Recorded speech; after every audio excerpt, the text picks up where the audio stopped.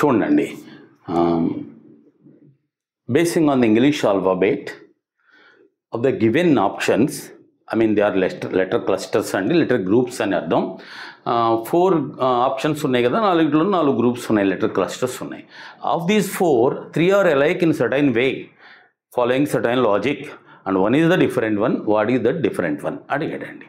చూడండి ఏమి ఇచ్చాడంటే చూడండి, UZW, this is UZ and W and రెండవది NS అండ్ P. చూద్దాం ఇక్కడ UZW ఏంటి లాజిక్, ఇది 21 అండ్ ఇది 26 అండ్ 23. ఇదిగోండి ఇక్కడ 5 ఇంక్రీజ్ అయ్యి 2 డిక్రీజ్ అయింది. ఇక్కడ చూద్దాం, N అంటే 14, 19, 16. ఇది కూడా అంతే, 5 ఇంక్రీజ్ 3 డిక్రీజ్. ఈ రెండు ఒకే ఫార్మాట్లో ఉన్నాయి. ఆ తర్వాత చూడండి IGL 9, 7, 12. ఏంది ఇక్కడ 2 డిక్రీజ్ అయింది. ఇదే ఆన్సరు, డిఫరెంట్గా ఉంది, ఇదే కదా. అయితే అది కూడా చూసుకోండి, కావాలని ఇంకోటి ఉంది కదా, ఏంటది SXU.